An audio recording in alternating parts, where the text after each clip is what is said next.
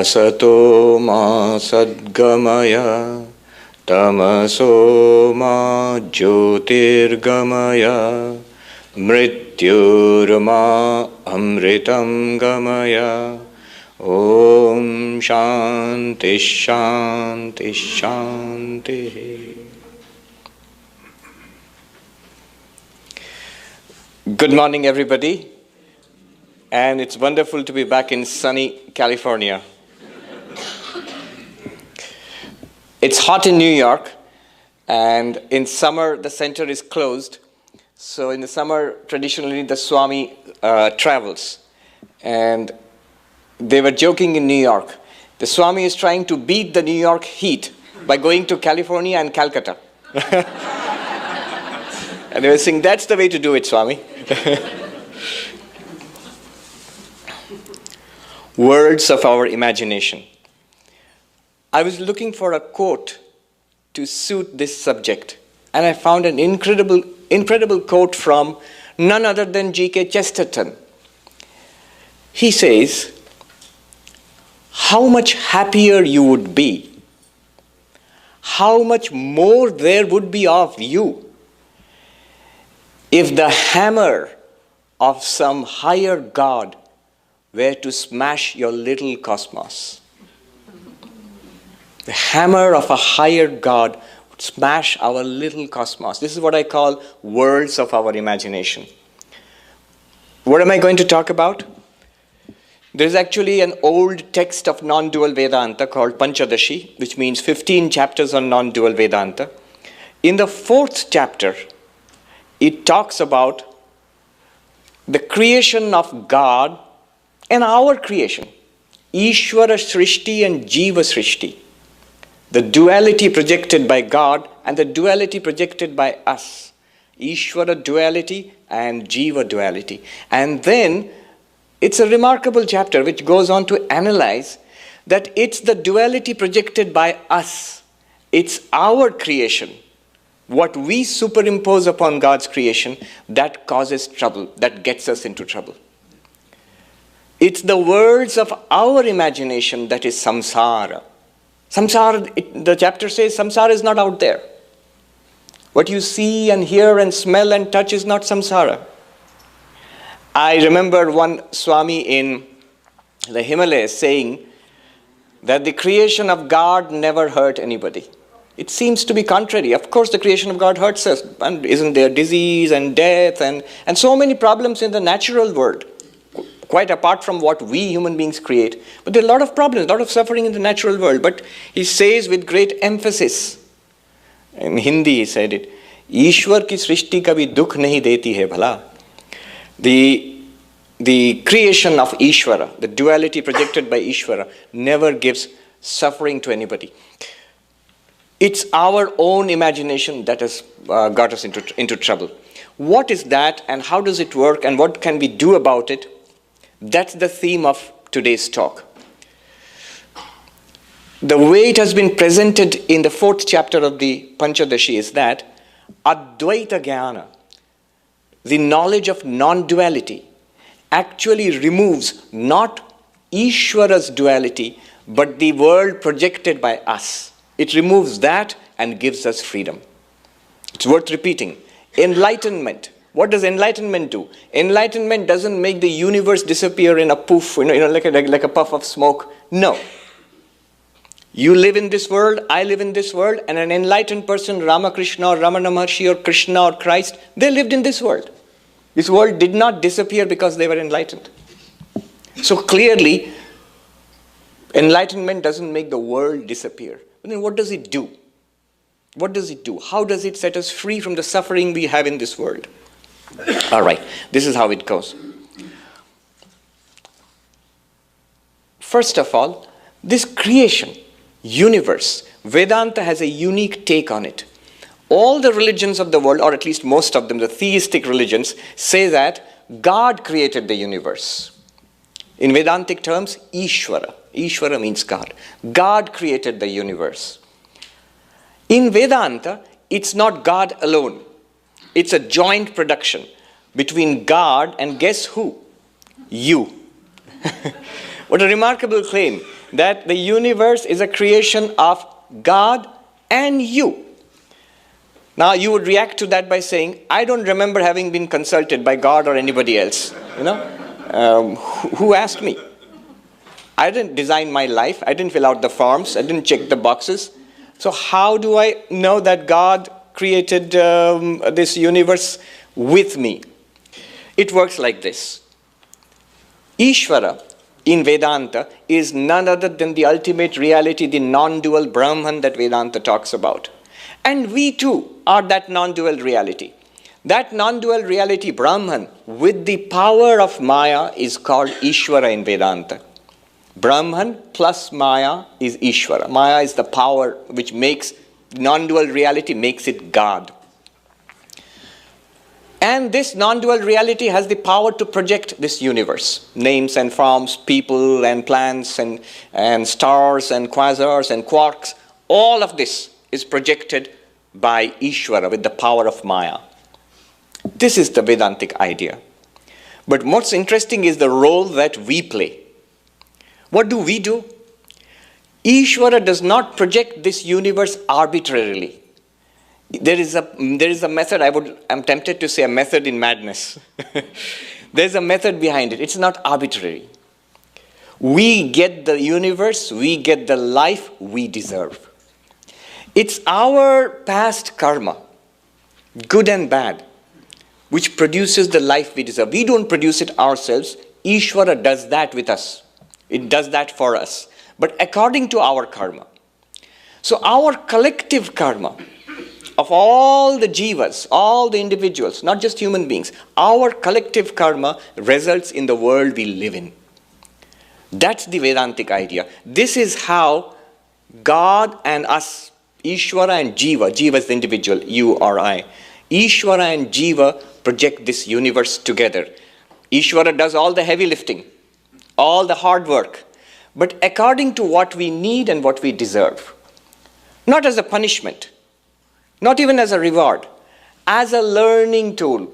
This universe is like a school where we evolve into our spiritual heritage. That we are the non-dual Brahman. We do not seem to know that, and we suffer in this world.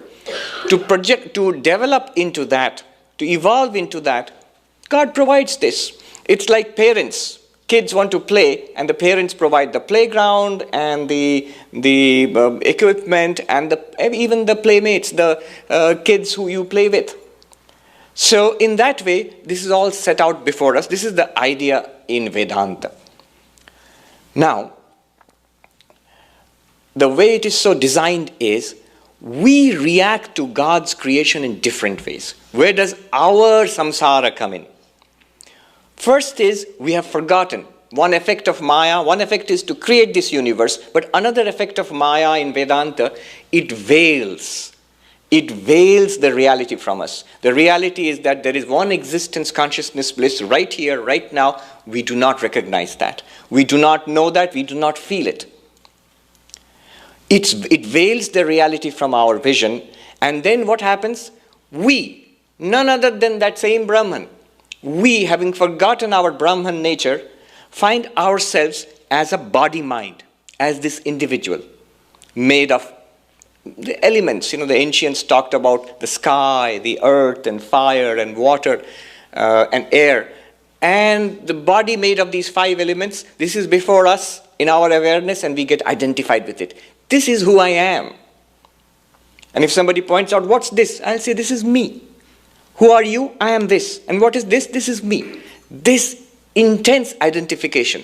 And then when we take our stand in this body, in this mind, and look out upon God's creation, then what happens is, some things seem nice to us. The air-conditioned room seems nice to us. The hot sun outside does not seem nice to us. For consciousness, hot or cold does not make a difference. But if you are embodied in a body, it makes a big difference. A few degrees temperature here and there, and life would be unsustainable on Earth. The global warming and all that. So, when you are set in this body, certain things seem pleasant. Nice food seems pleasant. Stale food seems unpleasant.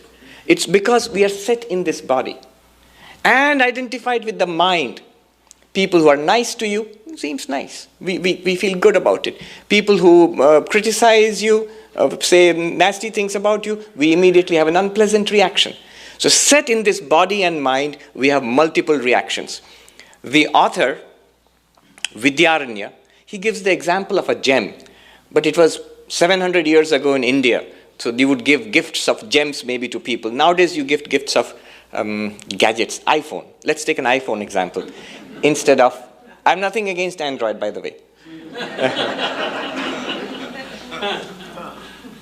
Let's take that example.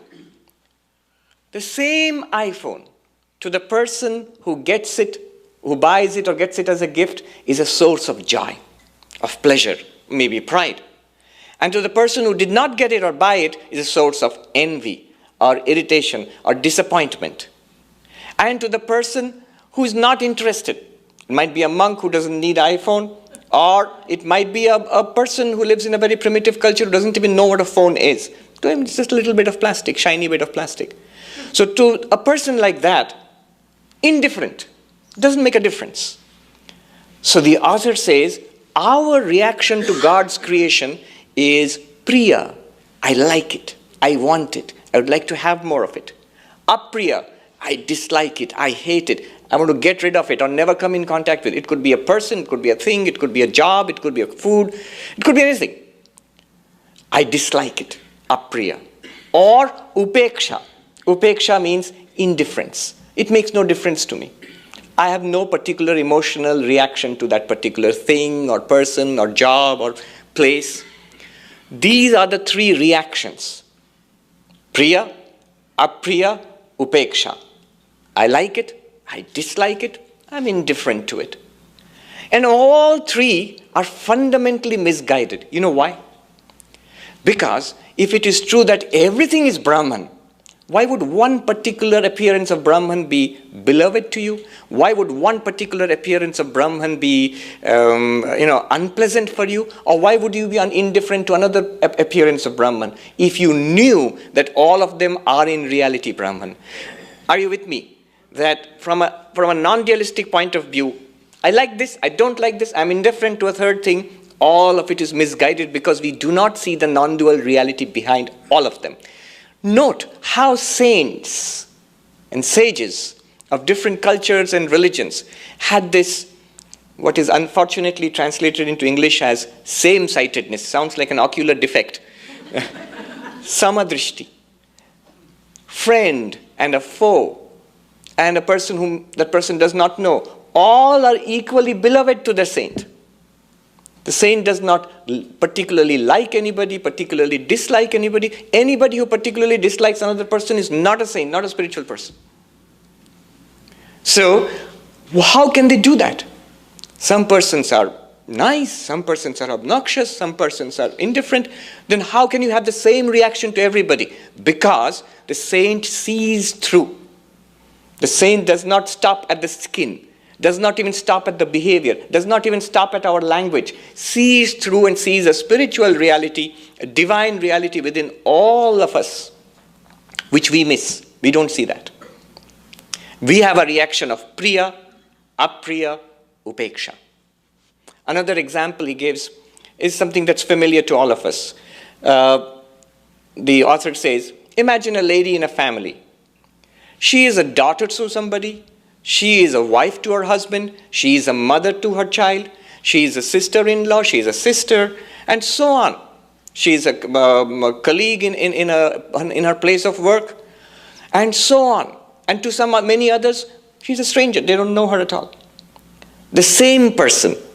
He gives an example of the same person who evokes completely different reactions in different people. These reactions belong to the worlds of our imagination, what Chesterton calls your little cosmos. Your little cosmos. And now, the next step the author takes is, this is the source of our trouble. It's not the sky or the earth or the fire or the water created by Ishvara. What is created by us, the layer we throw upon God's creation, that is the source of our trouble. And he goes about proving it in a remarkable way. He says, Consider this example. Nowadays, philosophers call them mind experiments or thought experiments. But it's interesting that 700 years ago, this philosopher says, consider this example. It's a nasty little example, but let's consider it. He says, imagine there's a person whose son lives in a far land, in a distant land. And remember, this is way before internet and telephones, and 700 years ago in India, distant land. And a liar comes and tells this gentleman, your son is dead. Whereas the son is actually not dead. Immediately this person suffers agonies. So much suffering, so much misery, so much sadness and grief for something that's entirely in his mind. It's not reflected in God's creation. In God's creation, the boy is fine. It's doing very well. It's just that news. It's often that a news comes, somebody puts in some data, something into our mind, and we go into anxiety and uneasiness and misery. Whereas that might actually not be reflected in truth in God's creation. What is happening in God's creation is different, and what's happening in our minds is different. And then he gives the other example, the counter example. Imagine that poor gentleman, his son is actually dead, but nobody tells him.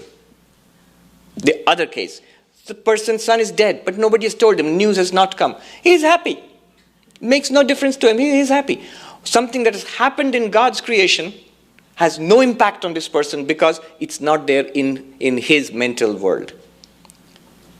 I've seen this sometimes with people who are delusional or deeply depressive. When you deal with such persons, you see there's nothing wrong, really wrong in the world outside. But from their perspective, it's terrible. William Styron, who wrote Sophie's Choice, a very deeply depressive book, if you read that. If you've not read it, don't read it. It's guaranteed to make you feel bad. I wondered what kind of person could have written this. He was a brilliant author. Then I researched him, Googled him today, would say, and found out that he suffered from deep depression in those days when good medicine was not available to him. And then he wrote an essay, a long essay, what's it like to be in deep depression. It's called Memoirs of Madness, William Styron. And it makes very interesting reading because he suffered from it himself and he's a talented author. He could really put it into words. You can actually put yourself in the place of such a person and feel, empathize. But then he says, at one time I was so miserable, I decided to kill myself. And luckily his suicide attempt failed and they medicated him and all that, and finally he recovered. And then the interesting thing is, when I look back upon that attempt, I am amazed because there was nothing wrong. I felt so terribly bad, miserable. I couldn't just go on living. Death seemed to be the only option. And yet today, after some time, I saw there is no problem. There was no problem at all. There was nothing wrong with the world. So it's in the case of some severely disturbed persons, people who are suffering. But the teacher tells us we are all in the same category. We are all in the same boat. Nobody is making us suffer except ourselves. How does that work? How does that work? I know there will be questions in the mind. That's not true, Swami. We may exacerbate our suffering, but there is real suffering. Even in God's creation, the body, for example, gets a disease and there is pain, maybe chronic pain. So how can you deny that? We'll come to that. But I'm reminded of the medical conference I attended in Calcutta before I came here. I was supposed to give a talk on talk therapy. On pain. The whole conference was on pain. There were 400 and 500 doctors. They were all about, its discussion was on pain and different sessions going on. Medical doctors know how it is. So one session was on talk therapies. And one doctor there, he gave a presentation showing that pain medication actually does much less than we think it does. He drew big circles, an outer circle and middle circle and a small inner circle. And he said actual physical pain and our total discomfort. Actual physical pain for the time it is there and we feel it is this little inner circle. Little inner circle. And Our anxiety about it's going to hurt, it's coming back again, the pain is coming, it's going to hurt. That creates the middle circle. And the associated social disability, I can't go and do this. People with chronic pain came and gave talks about their lives. So many ways our life is crippled by pain. So all those things, social things which come into our mind, all of that taken together is the total discomfort. But the real discomfort is that tiny little circle inside.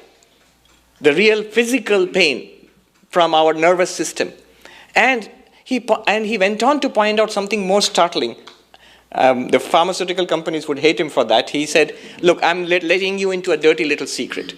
The secret is this: even for that little pain, half the time the medications we prescribe don't work well. They have plenty of side effects, and they actually do not tackle that pain too well. Half the time, he says, or more than half the time. So you see, our creation, even the serious problems which you find in the world or in the physical body, there are umpteen number of cases of people who are enlightened, sages, diseased body, body in pain, dying body. They're completely in bliss. How do they do that? When there is actually, you would say, there is a problem in God's creation. In the physical body, there's a real problem. There's a real pain. There's real death, real loss. And yet they are in complete peace. They are at peace. How do they do that? You don't even have to be a sage or a saint or enlightened. I will not reveal details because of privacy. But there was this person who, I was in New York, got in touch with me and said, I would like to speak with you over Skype. And generally, so many requests come, I sort of put them off. I said, yes, we'll see. And then this person, a lady, she said, I don't have time, I'm dying. So I said, of course, I'll speak with you. And then I spoke with her, and I don't know if she was reaching out for help, but I think ultimately I was helped. I saw all of these things we talk about being validated. She has been a spiritual seeker all her life in Vedanta and Buddhism and all that.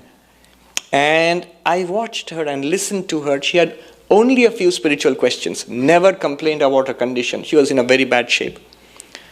And as she faded away, the last time I spoke, her caregiver said that she's fading away a few hours more maybe. Last time we spoke, so calm, I can never forget it. So peaceful. And the room, she was in a hospice. The room, it was a wooden room, I don't know where exactly, lit up. It looked like a shrine, shining in light. And she seemed to be somehow luminous. And she said that I'm going to die now. And I said, no, you are immortal. It's just an adventure. This body will drop away. And she said, yes, I am immortal, Swami. I have absolutely no regrets, and I go into it with peace and expectation. And then nothing, a couple of days, and then her caregiver got back and said she passed away in deep quietness. I sat with her. It was like a meditation chamber. It's possible. It's actually possible. So what the teacher demonstrates here is, it is in our mind, like the person who got the wrong information that his son is dead, reacted terribly, broke down. The person who did not get the information that actually the son was dead did not react at all. So it's in the mind. Now, what do you do about it? Here a question comes. This question is raised in the text itself. A yogi, path of meditation. This person asked the question, so your problem is in the mind? Yes. Okay. Then let's control the mind. Let's shut down the mind in deep meditation. In samadhi, the world disappears from you and the functioning of the mind ceases. Chitta vritti nirodha. Cessation of the modifications of the mind. That solves your problem. You remain as the peaceful self within. Mind has ceased functioning. If mind ceases functioning, then nothing from the world outside will come in.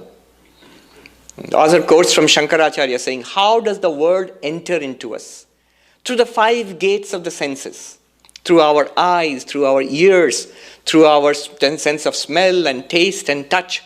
Through these 5 gates, we suck in the world from outside and pour it into the mind. And Shankaracharya says that he gives a beautiful example of molten copper. When you pour it into a particular mold, then you get, that's how statues are made. You melt it down and then pour it into a mold, it'll take a shape. He says when the impulses come in from the world, eyes report something, ears report something, the nose reports something. All of this, the mind like molten copper takes the form in your mind. You are looking at this right now. You can see a Swami standing and speaking here. But what's actually happening is, it's in your mind. Your sense organs, even modern medicine will agree with this. Modern physiology will agree with this. Your mind takes in inputs from outside, through the senses, and then the mind takes the form inside yourself. The mind takes the form of a room, of the table, of the Swami.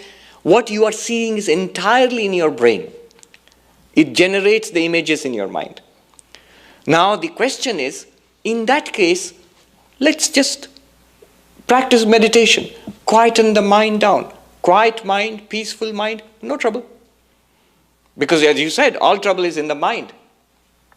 And it need not be, this logic, it need not be just samadhi. It sounds very rarefied, very different, something meant for yogis. But the same logic works for people who are, for example, alcoholic. What are they trying to do? Drown their sorrows in forgetfulness. How do they attain forgetfulness? Through drugs, through drinking. Or people who are drug addicts.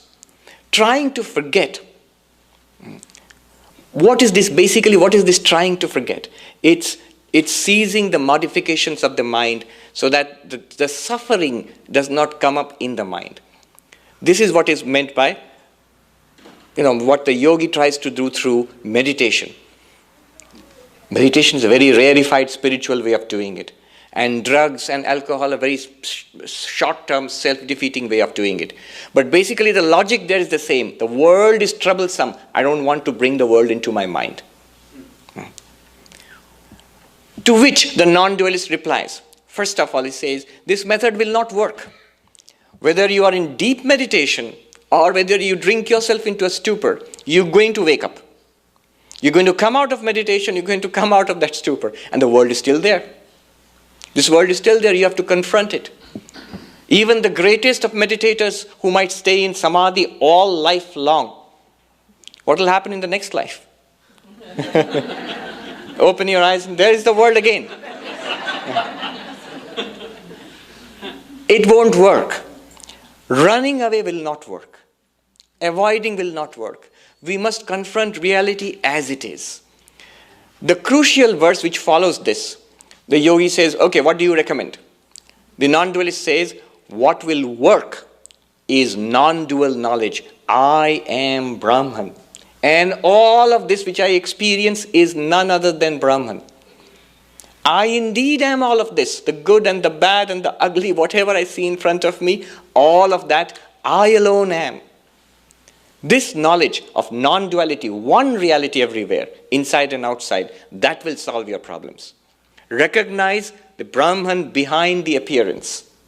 Don't stay at the level of the appearance. Now, crucial question is again asked by the opponent. And the answer, this forms the nexus, the cornerstone of today's talk. The answer which will come. This opens the door to enlightenment. The question here is, crucial question. And the answer is very interesting. The question is, you are saying samadhi and all those things will not work. Only non-dual knowledge will work, that everything is one Brahman. There's no difference anywhere whatsoever. It's all Brahman. That knowledge will work. Yes. Then the person comes back with, it will never work. Why? Because open your eyes, my friend. Where is non-duality? It's all duality here. It's all duality. There are people, there are differences, there is good and there's bad. How can you deny the evidence of your eyes? The only way is to erase this in meditation.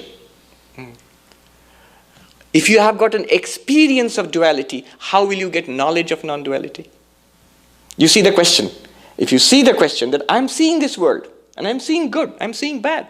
even if it is only in my mind, but that's my experience. Where is this precious non-dual existence, consciousness, bliss of yours? Nowhere in sight. This is the question. Are you with me in the question? Now, the answer is very interesting. He says, I'll quote the original verse and then we will spend some time on the answer. The non-dualist replies to this. Anivrite api isha srishte dvaite tasya mrishatmata buddhva brahmadvaitam bodhum shakyam vastu ekatva vadinaha. He says, we who are non-dualists, who recognize the oneness of the universe, vastu ekatvavadi, those who say there is one reality, even without erasing the creation of Ishvara, even without erasing this creation which you experience, even without erasing it, we realize the duality to be an appearance. It's not real. We recognize, we experience the duality, but we recognize this is an appearance. We recognize the oneness behind this duality. And our attention is always on the oneness, not on the apparent duality. It's not on the good, not on the bad. It's the same existence, consciousness, bliss, which appears as the good or the bad. It's not on the high or low. It's not on the rich or poor. It's the one existence, consciousness, bliss, which is appearing in these ways. You may say that sounds pretty cool, but how does it actually work? It's like this.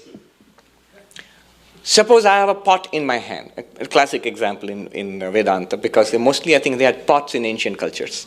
Yeah, I mean, if you go to an archaeological site when they're digging, what do they find? Pottery, yes. So pot, you have a pot. And it's a pot, you can clearly see it. You call it a pot, you can put things in it, use it like a pot, and it's shaped like a pot. What else could it be? Now, we are told, it's a pot, don't worry about it, but it has a cause. There's a material out of which it is made, and the cause is clay. The cause is clay. Look for the clay. Where is the clay? Where is not the clay? The top of the pot is clay and the bottom of the pot is clay. The sides are clay. Inside it's clay. Outside. In fact, the pot is through and through clay only. Yeah, that's true. So, take one more step. You agree that it's only clay and nothing but clay? Yes. Can you show me a pot apart from the clay? Are there two things here? If I ask you, what's real? Is it a pot or is it clay? What is real? Some people will be, tempted to say both. But it's not both. If it was both, then I could legitimately ask you, I'll keep the clay, you take the pot. I could legitimately ask you, show me the pot, show me the clay separately, put the pot here and put the clay here. You cannot. You cannot. Because the pot is nothing but an appearance of the clay. It's been shaped in that form. It's a form. It's a name. And it's a particular use. You can put things in it. But once you recognize the cause is clay, the substance is clay, the reality is clay there, you know it. Even after knowing it, it doesn't prevent you from calling a pot a pot. It doesn't prevent you from putting things in the pot. It doesn't look any different. The name continues, the form continues, the use continues. In Sanskrit, nama, rupa, vyavahara. All three of them continue as such. But now what has happened? What have we accomplished by this strange little experiment, thought experiment? You now realize pot is an appearance of the reality called clay. Okay? Pot is an appearance of the reality called clay. Here there is one reality, existence, consciousness, bliss, of which this universe is an appearance. Once you recognize that reality, it's not that the universe will disappear. God's creation of this universe will continue. But you recognize that through and through, all of it is in reality, existence, consciousness, bliss. It's the stage upon which the drama of life is being staged.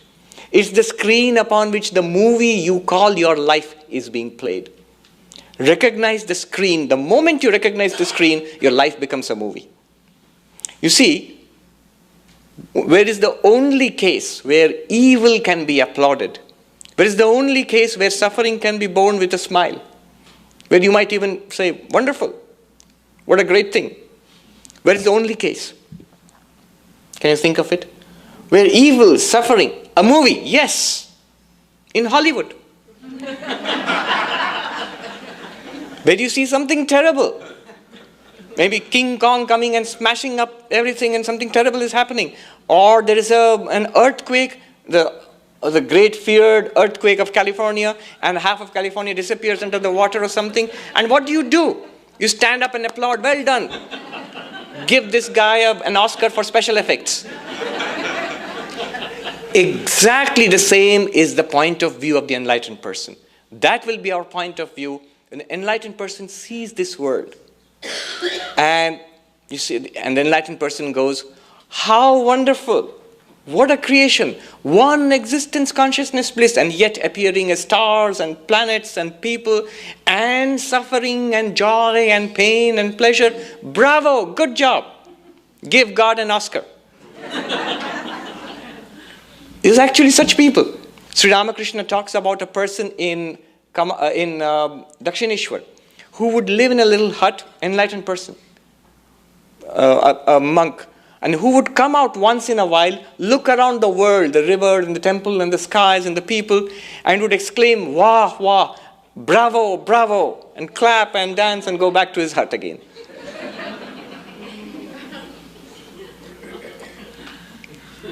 You see, what happens after enlightenment? Three possibilities are there. Swami Gambhirananda writes this. He says, once a person is enlightened, what is the attitude towards God's duality? Here, there's God's duality here. What's the attitude? Three attitudes could be there. One attitude is, I have realized Brahman is the only reality, existence, consciousness, bliss. I will remain immersed in that. I have nothing more to do with this world of appearance. Narendranath, Swami Vivekananda, when he first got Nirvikalpa Samadhi, Sri Ramakrishna asked him, so what do you want to do now? He said, I want to remain immersed in that. I want to remain immersed in that. Sri Ramakrishna scolded him. He said, fie upon you. I thought you would be like a great banyan tree under whose shade thousands will get comfort. And so Narendranath became Swami Vivekananda. Luckily, that's why we are sitting here today. If he had remained in Samadhi, good for him, but we would have been nowhere. That's one attitude, and that's not a bad attitude. It's a high spiritual attainment. The second attitude is like the man who came out and said, bravo, wonderful show. Is that person recognizes God's creation, but sees it as a magic show, Maya. The good and the bad, the evil and the nice, and pain and pleasure, all of that is a magic show to that person. And sees it all as bliss. Even the bad as bliss. Sri Ramakrishna dying of cancer, when Hari Maharaj asks him, how are you today, sir? I can't eat, it's so much pain. And then the young boy, Hari, says, cruelly one would think, pain? You are in bliss. I can see that you are in bliss. And Sri Ramakrishna bursts out laughing and says, the rascal has caught me out. He is into the secret. He's got it. Just a few days ago, we were reading a letter written by Swami Shivananda to one of his disciples, many, many years ago. Swami Shivananda was a disciple of Sri Ramakrishna. He's saying, the body is not keeping too well. My body is not keeping too well. But ever floats in my vision the one existence consciousness bliss. He says, by the grace of Sri Ramakrishna, the vision of the one existence consciousness bliss transcending this body ever is available to me. I pray to the Lord that he may grant you such a vision also. This seeing through to the reality behind, this is what gives us liberation. Then this world can continue. So this is the second attitude. And there is a third attitude of an enlightened person. Not remaining immersed in Brahman, not saying this is a magic show, but heart melts with compassion. That there are so many who suffer. If they only could get this vision, if they could only get enlightenment, the Buddha, the last temptation of Buddha was when Mara said, okay, you are enlightened. Now merge into nirvana. Why look back upon this world? Nobody is going to understand what you're going to say. Buddha said, some will understand. And then he turned and gave his first sermon in Sarnath. And that's how today we have Buddhism. So all the great spiritual masters of humanity are of the third category, that they shared their spiritual wealth with us. So these are the three ways an enlightened person can react. And all three are, of course, very great and exalted. Now, what do we do? This duality which we have created, the author says it's not all bad. It's not all bad. Our duality, the Jiva duality, is not all bad. He divides it into two categories. He says, this duality we have created, there's a spiritual duality and there's a non-spiritual duality. A spiritual duality and a non-spiritual duality. The terms he uses are cumbersome. Shastriya Jiva Dvaitam, which literally translates into scriptural, individual created duality, and Ashastriya Jiva Dvaitam, non-scriptural, individual created duality. But basically, let's put it this way, a spiritual duality and a non-spiritual duality, both false, both projected by us. But the author says, here is a great thing to learn. One has to overcome and reject the non-spiritual duality, our own projection, and take the help of the spiritual duality, again our projection. Take the help of that and then attain enlightenment. I'll repeat that. Sri Ramakrishna put it in very simple terms. He called it Vidya Maya and Avidya Maya. Vidya Maya and Avidya Maya. The Maya of knowledge, the Maya of ignorance. This non-spiritual duality is the Maya of ignorance. What is it? Kama, passion or lust. Krodha, anger. Lobha, greed. Moha, delusion. Not seeing the truth for what it is. Delusion. Mada, pride and arrogance. Matsarya is jealousy, intense jealousy. These are all manifestations of non-spiritual duality. And he says the non-spiritual duality can also be divided into two parts. Intense and mild. The intense ones are these. Lust and anger and greed and arrogance and delusion and jealousy. And the mild form of non-spiritual duality is, sometimes the mind churns away. It's not that I'm angry or greedy or full of hatred. It's just the mind doing its thing. Churns away and all the time chattering inside and going on. Inconsequential. Thinking about the job, thinking about that person, thinking about this or that. But one thing it will not do is stop. It will not shut up. Now this chattering away of the mind, this is called mild non-spiritual duality. And both of them have to be given up. How do you give up both of them? He says, take help of the spiritual duality. What is spiritual duality? He says all the spiritual paths are open before us. Karma yoga, unselfish action in the service of God. Bhakti yoga, love and devotion to the Lord. Raja yoga, meditation, which you had rejected 2 minutes ago. He says meditation is very good. It's not real in ultimately, because only Brahman is real ultimately, but it's a spiritual duality. It will help you. And of course, the path of knowledge, the Vedanta which we have got here. All of this is useful for overcoming the non-spiritual duality. He makes a very interesting point. This world, my friend, you cannot erase. It's not your creation. It's God's creation. What can you destroy? You can't even destroy, even with all our machines, we cannot destroy the slightest piece of matter. He says, Swami, don't you know about atom bombs and hydrogen bombs? But they just convert the matter into energy. You cannot do anything in this universe, ultimately. You can just play with it. God has given it to us. You cannot erase this universe. There's no escape from this. God has given this to us. Number one. The second point he makes is, the author, very interesting. He says, you need not erase it. You need not run away from the world. It does not harm you. You need only recognize that the reality is Brahman in all of this appearance. You don't have to switch off the movie. Recognize it's a movie. It can't hurt you anymore. Recognize a movie for a movie. It can't hurt you anymore. How do you recognize a movie for a movie? You have become part of the movie. You have become too absorbed. Step back and see its pictures on a screen. Its pictures on the existence, consciousness, bliss, which you are, which I am. This entire universe is that.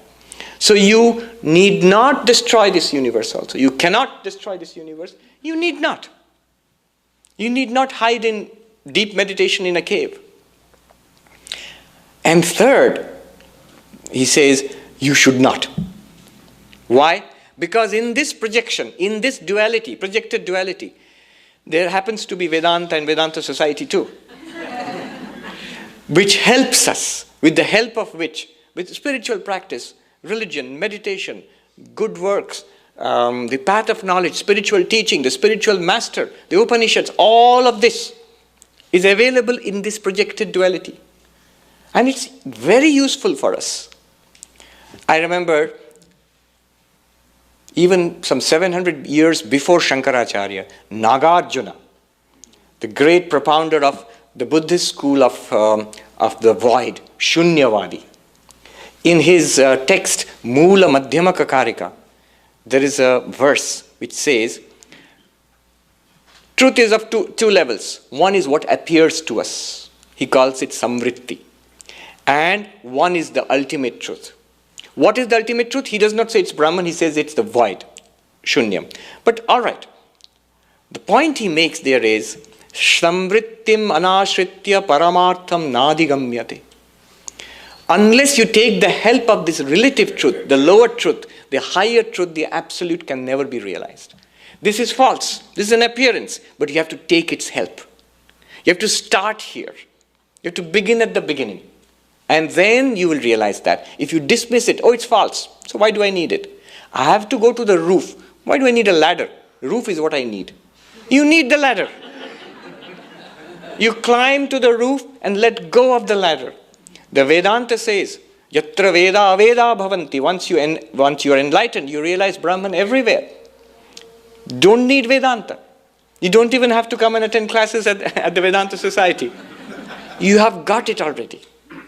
You may still retain Vedanta for your enjoyment and for the purpose of teaching others, but you don't need it anymore. You are not dependent upon it anymore. The author says, having attained enlightenment, remain centered in it. And he even says, don't read too many books after that. It's in the Upanishads that once you get this conviction, this clarity, stay there. Stay there. Don't go back to read more books and more lectures.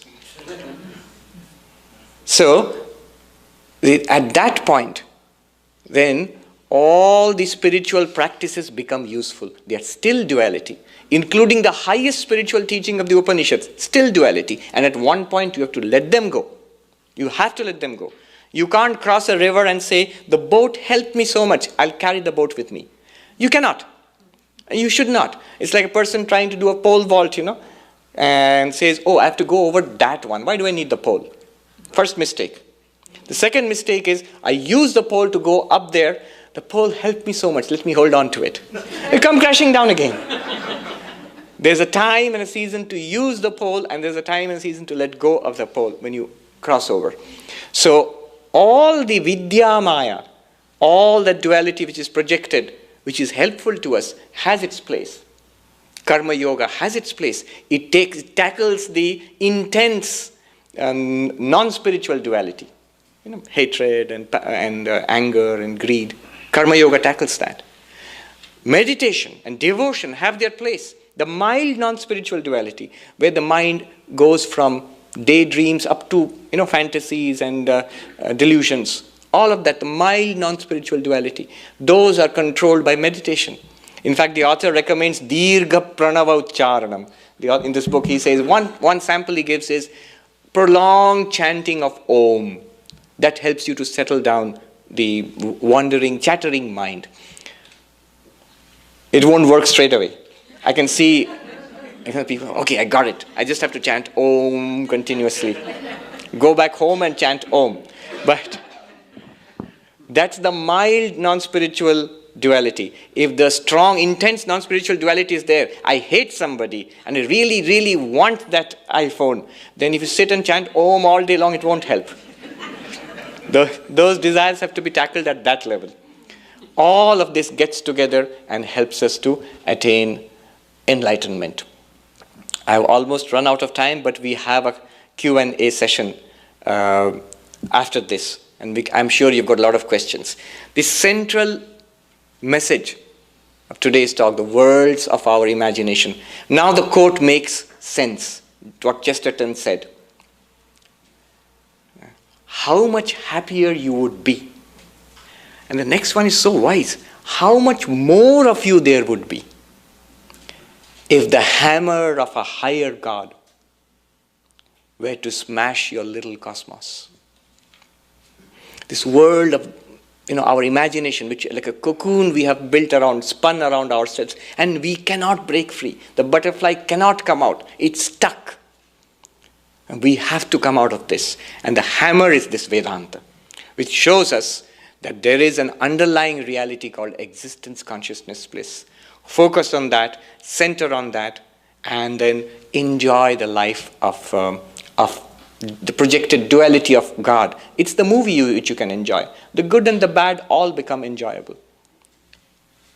We sing a song in Belur Math, the monks and brahmacharis, it was a favorite of Swami Brahmananda. Once in Kashi, Benares, Holy Mother asked Swami Brahmananda, why do you need the grace of the Divine Mother for enlightenment? And he sang this song and he danced and lost in ecstasy.